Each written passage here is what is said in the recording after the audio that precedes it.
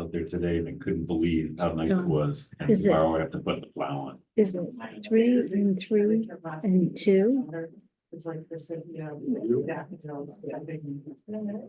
term of the current members? Good No, evening, the everyone. numbers. At 6 o'clock, The please stand for numbers. the pledge of allegiance. Yeah. Pledge of allegiance To the flag United States of America, and to the republic for which it stands, one nation, under God, indivisible, with liberty and justice for all. So long as it's stagnant, fine. Nice crowd tonight. Thanks for coming. We've got, So approved the March 19th of the minutes. 3 and 3, which is Sadie's 6, gone through them, Scott's gone which is through them. 8. Does that think we only include have- him? 2 corrections. Scott Johnson's name is spelled incorrectly throughout. There's a T in his name. And they rotate. And, Todd Hayward is HAWARD. Establish it. Otherwise, But did you there's find anything? 2 returns. So it's HA. 3 and 3, which is 6 HA. and 2 more, which is 8. Right, so I'll move to approve with those corrections. All in favor? Aye.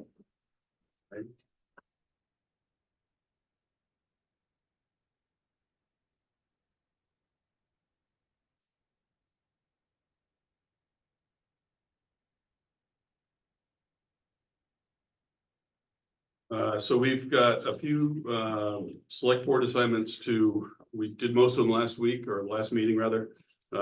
We missed the board for museum curator. Do we have a board member who'd like to volunteer for that? I think they only meet 3 times or 4 times during the summer, John.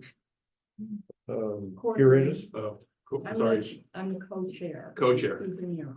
Okay, And we would love to have a select board person that we can count on to answer any questions or if there's a problem that comes up. We have a lovely town museum. I highly encourage everyone to visit it. We have over 2,000 items in that building. And our bylaws ask that we have a select board member. I'm already on with the historic in the meeting house, so might as well round it up the. round out the street. Yeah. Thank you, Scott. All right. So that takes care of that. I'm just gonna skip around a little bit here, just because Cody's here as well for Conservation Committee. And you were gonna bring up, new membership and, can you just, do you have anything right now? Did you put anything, or can you just go through it? Yeah, let's introduce myself. My name is Cody Huzzy. I moved here about 4.5 years ago. With my wife, she grew up in Canaan. We bought the old War Bonnet property off Cornell Road. And about 3-4 years ago, I joined the Conservation Commission as a member.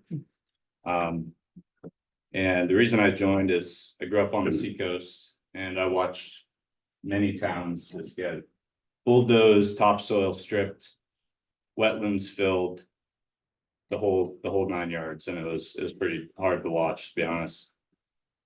We sit on top of an aquifer here in town, and basically nothing's stopping anybody from coming in, buying up land, sucking our wells dry. So that's why I want to kind of chair the commission moving forward. Bill Chabot was the chair for about 15 years. Number of great folks on there. Up until this point, we were kind of self-appointing people, which I guess isn't how it's supposed to be done, but that happens. So we're just asking for the select board to bless the current membership. Yep. Do you have the list of the current membership, Cody? For the- I do. Yeah. Yeah. Just to get it on the record.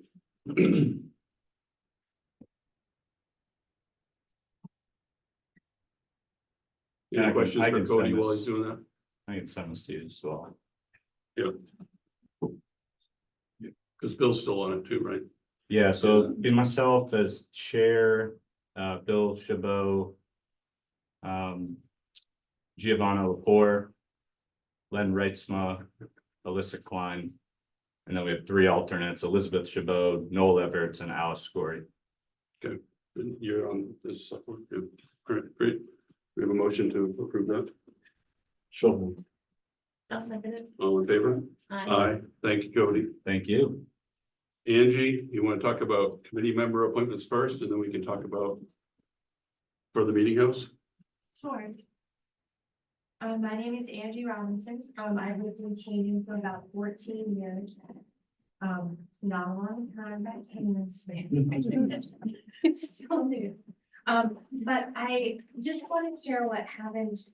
I filled out paperwork to use the meeting house for about 30 people for a baby shower for my daughter.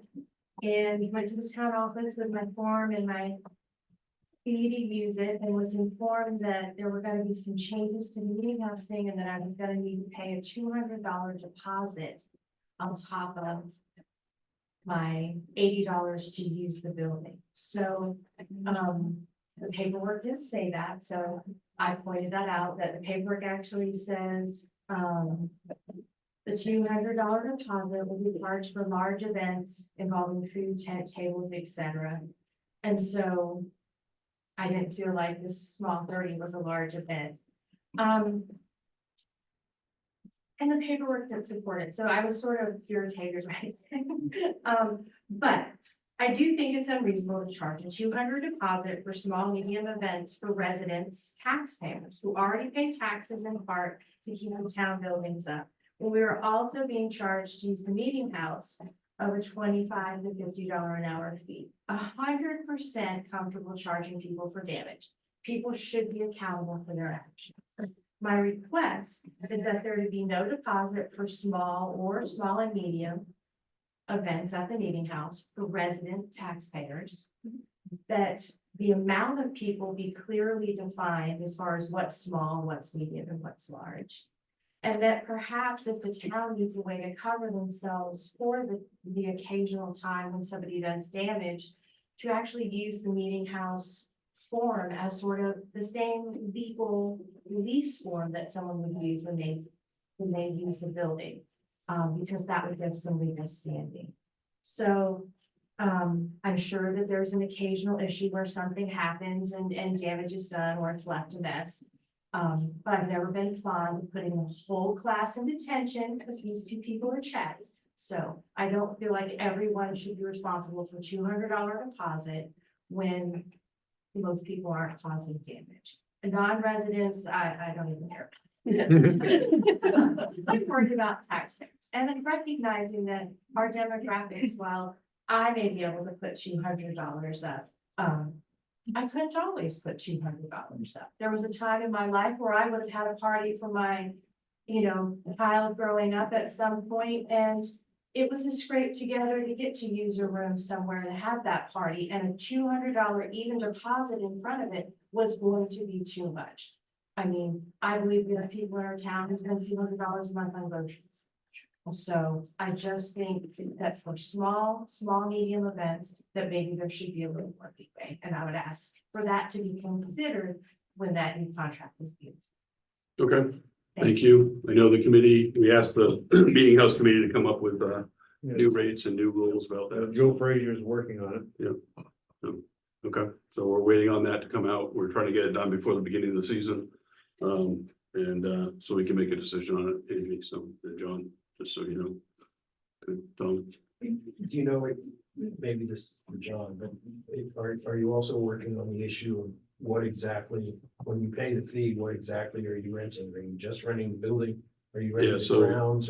Is that? We haven't, I don't think we made that a formal decision, Thomas, but we did talk about it. I think we talked about it at a select board meeting and saying that it would be renting the entire property instead of trying to do two different events there because the septic can't handle two different events and there's a whole variety of things. So, Yeah, I just think it needs to be. Yeah, clear. That's yeah. all.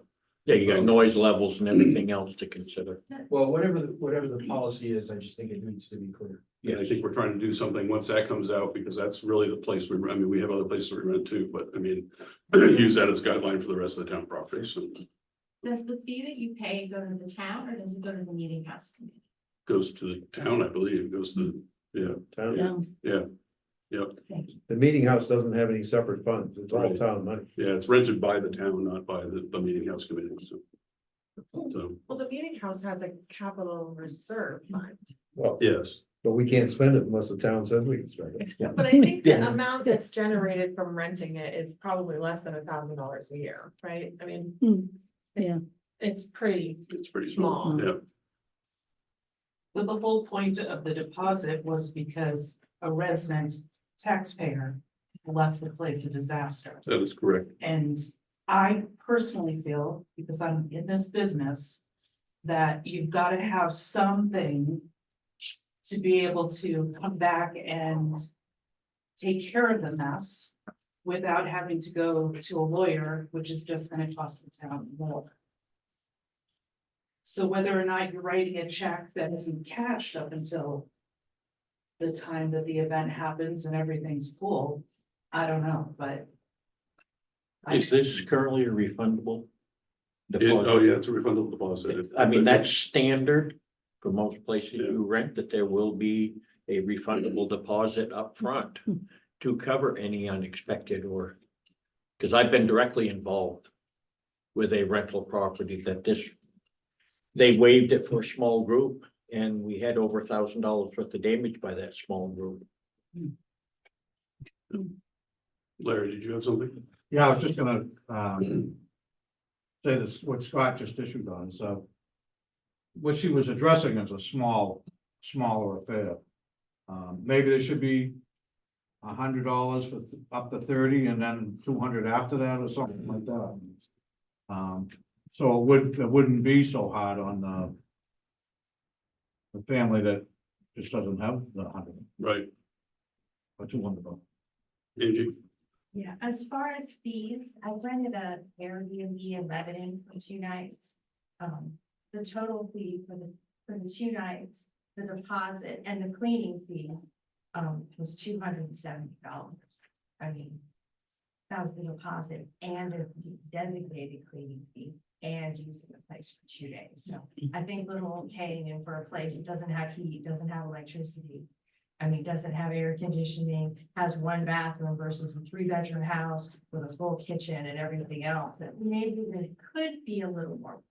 That's all I'm saying. So, just a smaller fee if you have to do something, but also a lot of places, like if I go rent the Enfield, I'm not a resident, so I expect to pay a fee. I have no skin in the game for keeping the building up versus in Canaan, I do. If that building, something happens and it's going to be repaired, it's going to be. It's going to be on the taxpayer, but also remember that building up there is of historic value. You don't go to the valleys and just buy that baluster that is going to match everything else. The cost of repairs is much higher on that building. Absolutely, and if you have something more formal like a lease agreement, I just feel like they're looking for it. I mean, is it 27% of New Hampshire's school-age families qualify for free and reduced lunch? Our 20% population is on fixed income because they're over 65. These people should have equal access as taxpayers, not based on their income, but perhaps based on the fact that they are townspeople and paying the tax. 100% charge people who do wrong. If somebody tears something up, they should be accountable.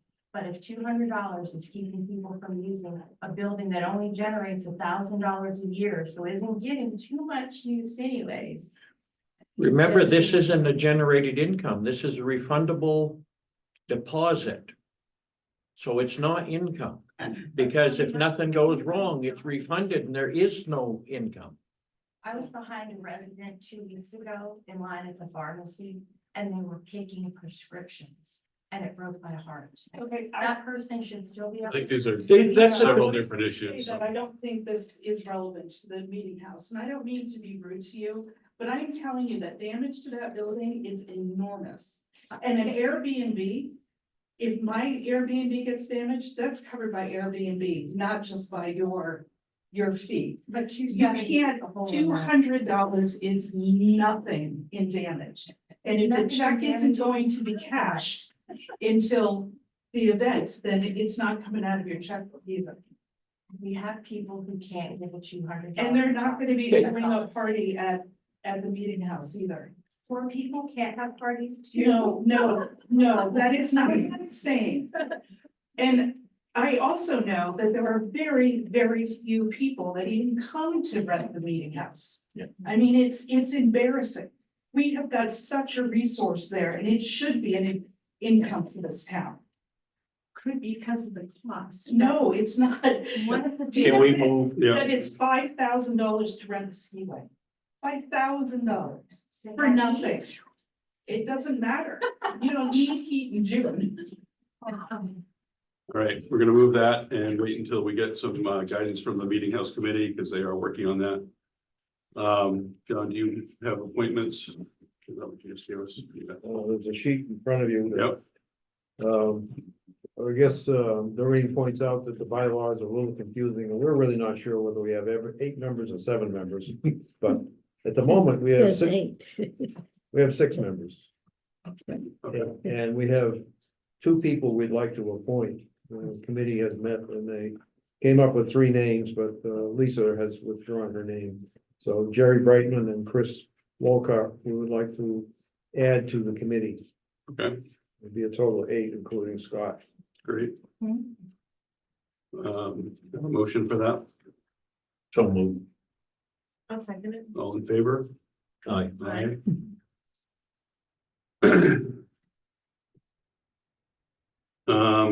We are gonna jump ahead. We actually have a out of agenda item tonight with Goose Pond Dam Group. Give us an update on what's going on up there, so. Feel Yeah, I free just to, wanted to bring that jump to up. attention. I'm the superintendent on the project, Tom Camp. I've just been working with Dale. I do believe Dale, right there, good meeting. But just the extent of what's gotta go down that road to complete that project, roughly like 1.5 million tons of material that's gotta go down that road. Just so everybody knows, you know what I mean? That's your rough calculations, aggregate, stone, rebar, precast, the whole deal.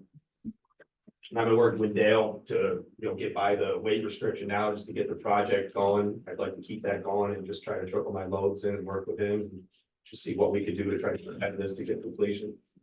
I don't even know what that means, and as far as number of trucks and in and out, and that. You It gotta break it down down. into several, that's like the whole project. The Yeah. rebar, the concrete, the aggregates. But that's between now and this time next year, probably. Yeah, we're hoping to be done this season. If we get off the, ground floor here. We're hoping, we kind of installing a little bit to try to get by this. We're just getting the job opened up now. I mean, Mother Nature hasn't helped us and she's about to give us some more here tomorrow, so. Yeah, I know. And then the more snow we get, the more the road restriction, I'm sure gets extended. So I mean, it's. Yeah, it's not moisture, so. Well, and so certainly that road is not used to that volume of traffic. I mean, does the state reimburse us to fix the road when you're done? How does that work? I don't think so. I mean, I can't speak for the state. I'm the contractor on the project. You know what I mean? I'm the guy's got to get all the stuff to the end of the road. This is what I'd asked if It's clearing the Cory, initial. Do you know? Sure, so, the short answer is no, the state wouldn't rebuild the road as part of the project. What it really boils down to is that if the town and the road agent feel that the road needs to be closed because of conditions on the road, then Michael's was gonna have to hold off on that portion of work, and it's just gonna push things, the schedule's gonna adjust. Now, certainly, we just had the wettest March we've had pretty much on record, so hopefully that is the only month this year, and we're not in for another July. So there are times that, Michael's has understood that the road has to be closed to truck traffic and that sort of thing. And that's why Tom has been working to try to develop a relationship so that if there are times that the road could be used, like, unfortunately, February was very dry, and we thought going into March, it was gonna be something similar, and then the tables turned on us. So it's going to be a collaborative relationship between Michael's and Tom, the superintendent, working with the town road agent and the select board as far as trying to navigate this. Fortunately, I would imagine most of the heavy trucking, when we really get into the thick of things with rebar and concrete and that sort of stuff, we're gonna be into the summer dry season. We're gonna be out of this mud season, if you will. But, So Dale, during the summer dry season, is that gonna be a concern as well? For that road? Having that kind of traffic going on, in your opinion? Before my house, there's that one section that kind of dives off and you can see the edge Yeah, pushing up. but do you think the That road would- will hold up to it, or is it gonna be? Yeah, You're gonna my think it question too. was gonna be, what is the road the existing base actually able to handle that level of traffic, because in any case, in a dry road, you know, it's gonna handle the occasional, like concrete truck type of thing. I mean, they're 80, 90,000 pounds at a shot. And the issue is going to become, was there any consideration to the quality of the subbase and the actual deterioration that's gonna occur on that road regardless of whether it's dry or not? Because dryness is not gonna solve the problem if the base isn't capable of handling that work. And everything below Goose Pond is kind of swampy too, you know what I mean, the whole area. And that's the Oh, concern, yes. because All the way to this is Route the 4. road that could end up, you know, costing the town $750,000 to fix. And that's an issue where it's not a town project and it's not involved with the town, and who's gonna be liable for that? Right, but the town is greatly benefiting as part of the project. And so we are trying to get the project done so that the residents around Goose Pond can benefit from that water body. And the town can ultimately benefit from that water body. Now, I understand the road may have not have been built to that degree, but of course, like you said, you know, when you look at, you know, concrete trucks coming down for all the new development going on the west side of the pond, and all those new big homes that are going on over there. I mean, there will be a lot of truck traffic coming through and a lot of aggregate moving. But when you look at it from the grand scale, all those homes being built up on that side, all the well trucks coming in, all the concrete trucks coming in over there. I don't know if it's very fair to say that this project is being the catalyst of what is ruining that road versus all the development that has been occurring around the lake throughout the past 20, 30 years. When you talk about 1.5 million tons, that's like probably 10 times what all of those houses together have done. So I mean, when you start looking at the scope of it and you look at the proportionality of it, I'm very concerned that there's gonna be a lot more damage than would have occurred with just the standard trucks going up to build a few houses. So it's something we need to talk about going forward. I mean, I'm not saying that the town doesn't have skin in the game, but I think the state does too. And I think it was deceptive of the state not to bring that to us. Yes. When we talked about the project, we talked about the dam and what had to be done, but there was no mention of how much material you're gonna be bringing in and out, so. I mean, that was not even on the radar at all, so. Right, well, one thing we did at Michael's too is they did a pre-construction survey of the whole road. So we know the condition prior to the project. And therefore, if there's issues that come up throughout the project, then we can look at what was the condition prior to the project, what is the condition now? And you're talking about surface conditions, right? I mean, they didn't do borings, correct? No, but test borings wouldn't. Well, they would tell you what you have for base. Correct, but it's not gonna tell you what's happening as a result down the road. Oh, no, you need both. I'm just saying, Yeah. you gotta obviously have the surface conditions, but. You know, there's gonna be a lot of movement in that. And it's just something that we need to be aware of, and we need to work together to come up with a solution that everybody takes their responsibility. That's all. Sure. Will you share that pre-construction survey with us too, please? Yeah, I'll have to talk to Michael's, they have it, as part of Yes, it would be, Yeah, we can bring that in. because all of that textiles in Goose Pond isn't going to do the town any good if they can't get to it to go home. No, it's certainly understood. And I think one thing that, you know, we could work with Michael's, if there's certain areas that need to be plated or something like that, we could work with Michael's and have those areas plated during the duration of the project. Yeah, I just wanna open the communication so we can Yeah. work together to figure out where the responsibility lies. I mean, obviously, if the road wasn't quite what it should be, the town's gonna be taking some of that responsibility, but I think this is fairly excessive use comparative to what it would have ever been without that project. Because other town roads that the state has had to use, the state took care of a pavement overlay for those roads at least. There's a safety issue here too. I mean, the dam obviously needs to be fixed. It's not Yes. just for the sake of it. Right. Nobody's saying the project doesn't need to be done. We're not there. Nobody's saying it doesn't need to be done. We're saying that this is a state project. It's part of it. In the initial talk, the state should have been also talking about, does this need to have a bond posted for this road? Do we need to take care of upgrades to withstand 1.5 million tons? That's why I came here. I wanted Yes. everybody to know exactly what it was, you know, I worked with Dale to get this project off the ground. Bill, did you have something? Yeah, I think we need to be a little bit careful about going retro. Yeah. The work that's going on the backside of Goose Dam, Goose Pond, on the backside there, has been going on for years, and those trucks are running nonstop all year long, with the exception of when the road's closed. So to all of a sudden start picking on people, when this is what we've been doing all along, I think you're gonna start going down a road we don't want to. So I don't think we're picking on people, but I think as the select board, we have an obligation to make sure that the road's But then you protected. have to do it Tax every. dollars that go into it, and like Chet said, you know, the amount that's going to be hauled in and out for this project far exceeds. The, I think you would have a hard time exceeding what they're hauling to the backside of Goose Pond. You guys don't have any idea. That stuff adds up pretty quick, and I've been watching just the trucks go in and out because it became an issue on my radar, you know, and I wanted to get ahead of I it. mean, that's. They have 3 or 4 trucks running, axles running up there every day, rain or shine.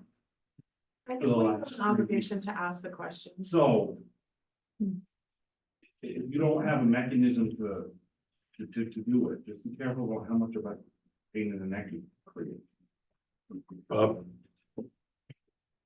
1.4 million tons sounds like a lot of weight, but how much per axle? How much they bringing in per load? Because if, That's why. I asked. Exactly, point load on the tires is big on all that. Yeah. I mean, obviously, the concrete trucks have flotation tires. I mean, we brought in an 800,000 pound excavator the other day. You know, and I know that over time, the wear builds up, but they're not bringing up 1.4 million in one truck. No, it's. No, it's- No, but I get it's, that, it's but it's, any road out here, that's why even on Route 4, when you drive, all of a sudden the snow plows aren't scraping it clean because you get a wheel rut No, developed. I'm following all that, but Yeah.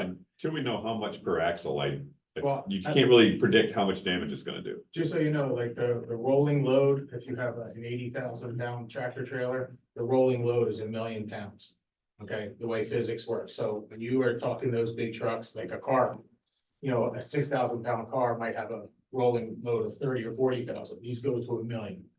Okay, and it is what it is. It's physics. But the issue is, I'm less concerned about the pavement surface than I am the base.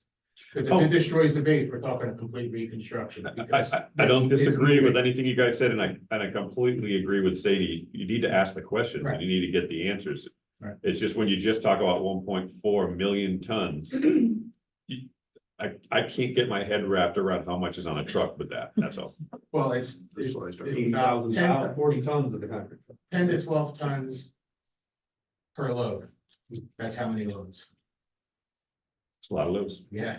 And the water table is so high there. I mean, you look at it right now, I mean, lower Goose Pond is what, 50 feet lower than the road. You're probably right to the bottom of the subbase. I don't know what you you guys can't even empty out Goose Pond because it's not true. Lower Goose Pond, I'll get out of everybody. All right, as well, as Chad said, we just want to keep the communication open and, you know, please work with. I'm willing to do whatever. I'm gonna call Dale every load I get, you know what I mean? I'll even escort him in, staying in the center of the road, because usually the outsides of the road are more susceptible to Mhm. damage, you know? The road was pretty rough shape, you know, responsive to bust. Anytime you see the alligator scale on the blacktop, you know the subbase is moving, you know? I know we gotta get the project done, and I don't want it to bite the road. Nobody's looking to say you just bought a road. Yeah, We're just trying to preserve exactly, that's why I was. what's there so that the people who live out there can still go home. Exactly, definitely. And from the state's perspective, certainly, you know, we handed the project over to the contractor, so they'll be in communication with the road agent and everything else. But, certainly, as things come up, if there's issues that elevate above, you know, what Michael's contractually obligated to, then they can certainly come to us about how can we address this, whether there's, you know, like I suggested before, plating certain areas, or if there's, you know, an area that's definite, you know, this was destroyed as part of this project, then we will, you know, we will take care of that and address that. What's the total cost of the Goose Pond Dam again? So their contract was for 6.4 million. Roughly it's a $5.9 million contract with a $500,000 contingency attached to it. And I'll finalize the schedule as soon as we get through some of our scheduling and Mother Nature throws out. And I can get into Dale and kind of give you an idea, and we'll map it out a little better when the Yeah, roads are I coming mean, in concrete, so. I mean, we still got a ways before 6-ton limit comes up anyways, I would think, so. With the amount of rain we've gotten, so, and snow. Start the clock over Thursday. I know, I know. Started over last week too, so. All right. Great, Thank you. yes, thank you for coming in. Both of you all in. Are you gonna talk about the payroll module? Or Yes. Is, I didn't see Carrie in here, so I read it. Yeah, basically, it's a payroll module, we had budgeted for. Oh, yeah. Yeah, I'll be all right. Thanks a lot, I think you know. Thank you. Yeah, we had budgeted for, basically the same amount of money we pay at the module we have now. It's not performing, we have to do an upgrade as part of our, new AP software. But in addition, there were some additional functions that we were looking for. One of those being a time clock. So they're gonna be able to do digitally on a computer at their spot. Yeah. They do the 941s and the W2s as part of this process. Each one of those is worth like $1,000 a year. So we ended up, the total cost for this particular software is about $8,700. It's about 5,000 more than what we had budgeted for this line item. But because it's part of IT, the other part of IT was the phone budget. These are all lumped together. We're gonna be we're gonna probably be more like 13 or 14,000 under on that. So overall, we're still gonna be under budget, and we think this is the best module for us to go with to actually streamline the process and get some functions that we don't currently have. Okay. You need a motion for that? Yes, I do. Okay. We have a motion to. For so low. I'll second it. All in favor? Aye. And you're gonna keep talking about the auditor's adjustment for Mascoma overpayment. Yes, 7 there years ago. was, in fiscal year 2017, there was a discrepancy between the state's allocation for the school portion of the fund and what the tax bill that came out from the school and what they charged us. We paid based on the state allocation payment was $1,900 more than what was actually due. It is something that we would have to actually spend a tremendous amount of time chasing and going back to the DRA for this $1,900 and actually have to go through a whole process, and then the school would have to pay it back. And we actually have an offsetting difference with there was a cash funding where 2 deposits didn't get entered into the accounting software. So therefore, we ended up with like a net $600 difference. And the auditor wanted to have the select board authorize the removal of the $1,900 from a receivable. We're just gonna do an auditor's adjustment to that and do all these auditor's adjustments, and our books only changed by $600 to the good. Okay. Why so far out? Like, why are they just signing it now? They found it the year it happened, and they've asked each year for it to be changed. Oh. Yeah. So it's been kicked down the road. Yeah, it was just one, I guess it wasn't, it wasn't really on anybody's top radar, and basically, one of the instructions that I wanted to have with the auditor was, any of these little miscellaneous things, we want to zero them out, we want to be starting clean, we want to know what our actual performance is, we don't want to have like, this is another receivable that's not receivable that we're showing on the books. And we have others, things like that, that will be coming in the future as actually all the auditor's adjustments come, but this was one that needed a full approval as well. It will be we have a similar situation with the ambulance receivables. We have a pretty big number and they go back pretty far. So we're gonna have to make a determination as to where we draw that line. How long will they carry them? What people owe? Yeah. Yeah. Right? It's $880,000 Yeah, I know. receivable since 2019. Yeah. So some of them go way back, and that's from now all the way back to 2019. So we just gotta pick a place of where are we gonna try and collect, where are we gonna write off, and then just clean the books up. Okay. All right, anybody want to make a motion on that? So what is the motion actually? Like, The motion auditor's is- gonna need to write it out. They're proposing this, they're gonna credit due to the school district $1,959. Okay. They're gonna credit accounts payable $952, debit cash $1,313.18. And then there's a debit overlay. This would be the net difference of if the material, not to the financial statements, the difference is $1,598 as a result of that, as a debit. Okay, so and it's not affecting anything except for our records, like. That is there's correct. probably This is a popcorn. paper, this is Okay. paper clean. I'll make that motion. I'll second it. All in favor? Aye. Aye. Thank you, Chet. What else you got for us? Well, I have, the fire department, the fire apparatus purchase. Okay, And while the voters did vote to approve this, as part of the agreement, we selected to pay 50% upfront, so we get a $10,000 or $11,000 discount. And part of their record keeping requirements are we have to have a legal opinion done by our attorney, okay, our bond counsel, and we also have to provide a bond. I need approval to give to actually, that I am authorized to sign this officially, and they need a copy of the minutes, which don't currently exist, so in order for the bond counsel to approve it. okay. We're not actually borrowing money for it, No, right? No, it's a performance bond versus. It's just a performance bond. Okay, We actually have all but a little bit of the cash, and when this summer, we're gonna be putting the rest of it in there, so. okay. This is It's a gonna cash cost purchase. less than the $10,000 savings? Excuse me? It's gonna cost less than the $10,000 savings? Yes. Yeah, so it's just authorization for me to be able to sign it so that we can get the official legal opinion. Okay, I'll make that motion. I'll second. All in favor? Um, And as you heard, the auditor was here, What's the deadline on, sorry, go back to the fire truck. What's the deadline on getting the 50% down? Like you told me it was. the end well, of- we're gonna be, what it was is that they gave me this and told me, they know we have stuff we have to get to them. Okay. And as part of, we're gonna give them the performance bond and the check at the same time. Okay.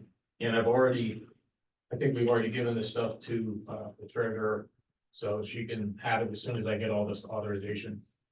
Okay. The treasurer's back there, so I She just. should have it. Yeah. I didn't see her. She's hiding back there.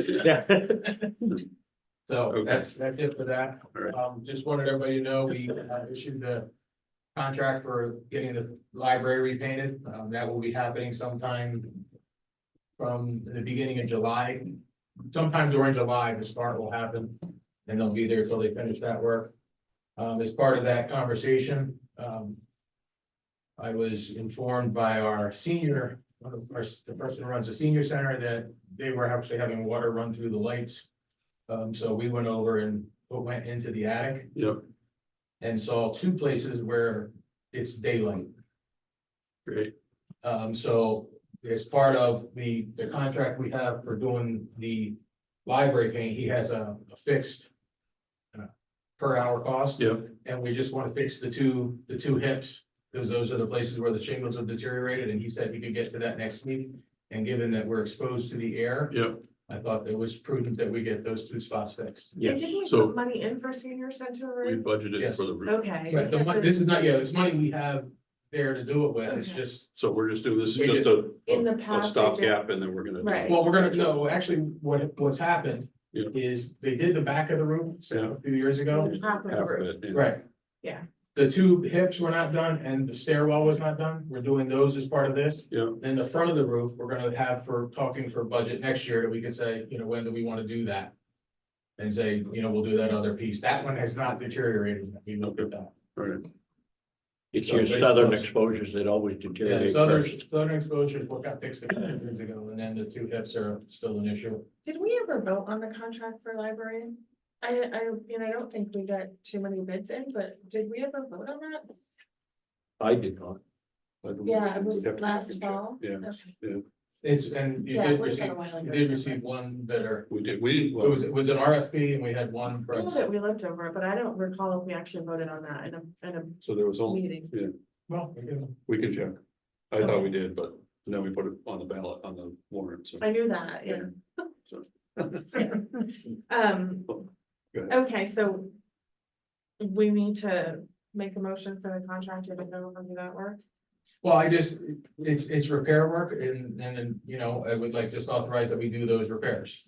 And the same for letting him actually get the library roof done. Does that fix where the water's leaking into their electrical panel too? I believe so. That would When you go in Good. where the two offices are on the upstairs. Yeah. There's an attic above that. Mhm. There's actually a triangle about that big It's just open to air. And then the same thing is another piece right next to the vent pipe is you can actually see daylight through it. So it's just running in. I would like to have that fixed before it causes more rot. Yeah. Happen at the So library. he said he could get there next week. All right, so do you need a motion for that? That's up to you guys. I mean, I think, you You know, can it's, sort of do that, but it's a repair and Yeah. it's time and material. We're just trying to get it fixed. Yeah. it's already in the budget, so. Yeah. Bob, you had something? Who's he?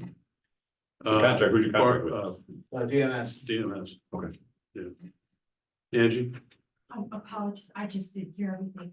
It's separate funds from the library, so like, Yeah. okay, thank you. It actually was it was a valid article. Okay. Okay, great. And Yeah, they gotta finish the job up by me before they start. yeah, I think that's all I had. Okay. Anybody else have anything for tonight? Larry? Yes, Larry Grayman. Oh, could everybody just calm down till after I'm done. Yeah, it's like a great lead. It's not a great start, Larry. Coming down King Street again the other day, I noticed highway trucks with the water department. I'm not on the water department. My water comes from out of the ground. If I need it fixed, I can't call up the highway department. And I'm a backhoe come up and pull a line for me. The water department is supposed to be, and we've been told for years, that it's independent from the town. They have their own structure. The town consistently uses the highway department to fix the water line. I asked last year if somebody would put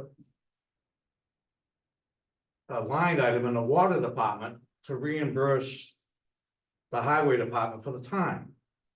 It's not fair for other taxpayers to be paying the bill for the water department. I don't know if somebody could look into this or each time I see it, I'm gonna bring it up, and this year there's gonna be a ton of work going on with the water department. The highway department's cut way back to where it can barely work as it is. They don't really need to be working for the water department. That's my opinion. So Larry, when we do that, when we cross over, Carrie Ann allocates the salaries to the appropriate departments. And it was a request from highway, that when they're digging up part of a road, that they're there to make sure, because I mean, John Coffey knows all these things about water and pipelines and stuff, but not about road. And so we want to make sure that when it's filled back in and covered up, that it's done properly. So that. Well, this was next to a hydrant, wasn't the whole. I'm just saying, It's still a liability because it's still, the water department is a town I department. realize it. And And I have nothing against the water department, believe me. And I know they're in trouble. They have been for the last 2 or 3 years, but in the past, the highway department has put in the pits for the water department. That's not proper. well, but like I'm saying, Carrie Ann allocates it out. So like when he helps Guy out, she budgets it to the mechanic's salary. So I mean, she keeps track of that and we make sure that it's allocated properly. But it would be all the labor unrealistic. and the trucks and the equipment, I mean, it would be anytime it's used for the unrealistic to water think department water is- department's gonna have all of its own equipment. We have too much equipment in this town as it is. They're not gonna have their own equipment. well, to dig they're up a supposed line. they're supposed to subcontract. When they do a job, not use the highway department. We pay for the highway department. We pay for the highway department. Users pay for the operations of the water and sewer. Anytime the highway works for the water and sewer. It's a paper trail for the town those wages and equipment comes from the water department to cover those hours that are there. That's fine, Scott, Yeah, but can you just show me, can you show me the line item where it comes from?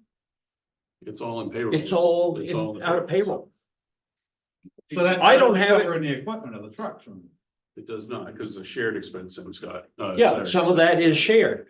Just keep in mind I too, don't if you, remember the water department ever buying a backhoe. But. Or a so- truck. So They that- can't afford to have it. That's why you have shared departments in town. You help each other out. Because if you have to hire an outside contractor to do some of this work, it's gonna cost the same to do the work plus the profit margin that they're gonna collect. Does So the it highway saves the town department money. plow the schools? No. The schools are not a town department. The schools are their own entity. So is it the water department? No, the water department is a town department. Separate, It's a separate entity. separate enterprise. It's still part of the town. We have the town pays the expenses on that through the town budget that you vote on. Go ahead, Jeff. Just one thing you wanna keep in mind, you know, one of the things that the town. The town, whenever the water department has to go borrow money, the whole town is involved with that. It's still a town function. But the one thing we wanna keep in mind, and this is one of the things that we'll probably talk about this summer, is the fact that all those hydrants do not benefit the residents that are on the water system. They are town, they are town functions.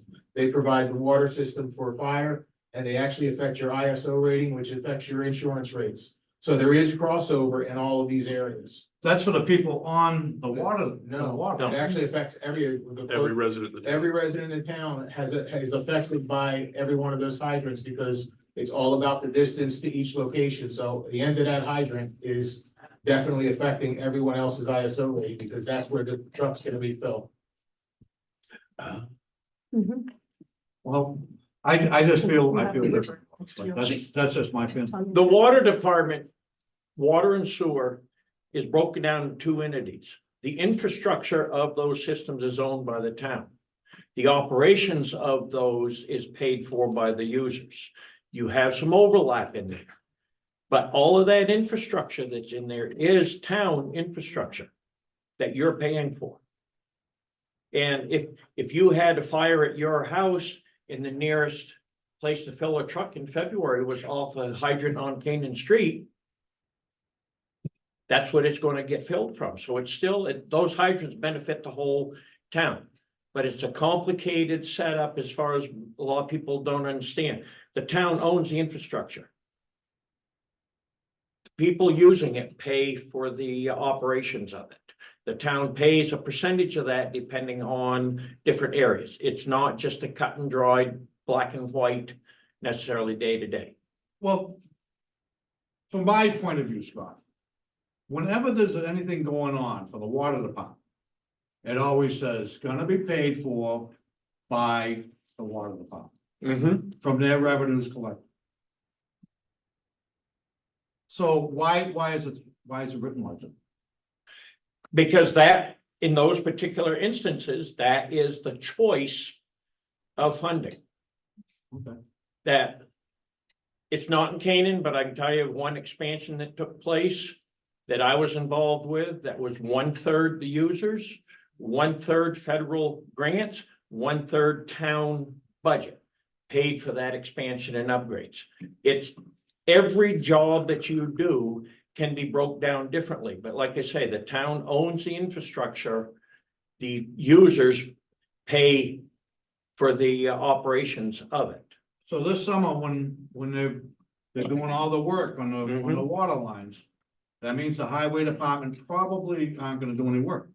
That will They're be gonna put be out out on to the bid water. because That's of the extent of the work being done. Part of that's going to be done with directional boring. We don't have anything to do that with. Same as the new intake line into Canaan Street Lake was directional bored for minimal environmental impact. That was all farmed out to be done. Okay, Plus the that's funding, why I come in. the funding mechanisms for the new work are such that you're gonna have to hire contractors the way they're set up. It's just, those are not gonna be able to be done in-house. Typically, what would be done in-house is small repairs. We gotta dig up a water main break. That's standard, pretty much everywhere. that I've ever Yes. seen. And when that happens, like last year, over here in the park, the guys were out all day Saturday and Sunday, I believe. All that salary was paid from the water department is what you're telling me. To my knowledge, it's supposed to. I'm sure if Karen Ann were here, she would say, yes, she's very thorough and. And very. But I got nothing to say. Yeah. I'm sorry I brought it up, No, Larry, this is very, I understand the question, but this is but it needs to be brought up. not unique to Canaan.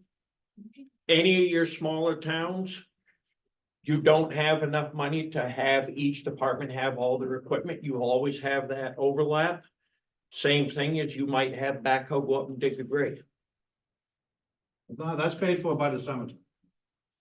Same case here. It's paid for through the water. No, paid for we don't, through the- I don't think they And can it's- use the backhoe, to be honest. I don't think they can. Because they always sum it up. to me. Yeah, Anyone excavating have can do it now. Anything else tonight? What's the status of the highway, warrant article for equipment purchase? For the what? Bob? Equipment, the leases? When I talked to the attorney, he said that there was no problem with it, What's the status of it? of ordering it. Yeah. Right now, the trucks, we're waiting to hear on when the delivery dates are gonna be. Right now, the warrant article, the grader and the backhoe are available, will probably be here within a month. And basically, it's being broken into two separate leases because there's gonna be about an 11-month difference between delivery. Because the build slots at Viking are next March. Right. So we're working on the second half of it, which is the trucks, and trying to get the timing right of when the truck comes in versus when the builds can happen, so that we're not having to outlay any cash in the middle. We don't want the truck to come in August and for it to sit in the yard. So there's been decisions made. That was all done So I guess I have to go back to the selectmen. When was the decision made for what you were buying and when you were buying? Because I've been to all the selectmen's meetings, there's been no discussion. So there's been discussion all along with the CIP and the budget committee and the select board. But normally the select board makes a decision at a meeting, and says, we're buying this machine for this price. Or. So we're not buying it, first of all, we're leasing Well, it. leasing it, whatever, Okay, you're still so- making And decisions. the lease is based on. The select board authorized, the voters authorized the lease. The select board had selected these pieces that were put in. We're actually buying exactly what was in the warrant article, what was part of that process. And it's coming in actually less money than what was originally budgeted for. So what are we buying? for? Cat 120 and So, a cat 420 for. The two Caterpillar pieces. so what are we buying for a one ton? It's a Ford 600. So I understand if you guys don't think that that's an issue, it is. I understand the legal counsel may have told you that it isn't. But we told the townspeople we were buying one ton. Not a 600, completely different class of truck. It looks similar in some ways, but a 20,000 or 22,000 pound truck is not a 35, it's not a 13,500 pound truck. So it's a completely different truck. Completely different class. So I think we need to be careful about what we're telling people. And then not having discussions about what's going on with the townspeople so that they know what's going on. And then, the other question I would have is, what are we doing with the old one? You talk about What we're replacing, we're replacing 4 pieces, what are we doing with those 4 pieces? the grader is being traded in as part of the grader purchase, the same with the backhoe.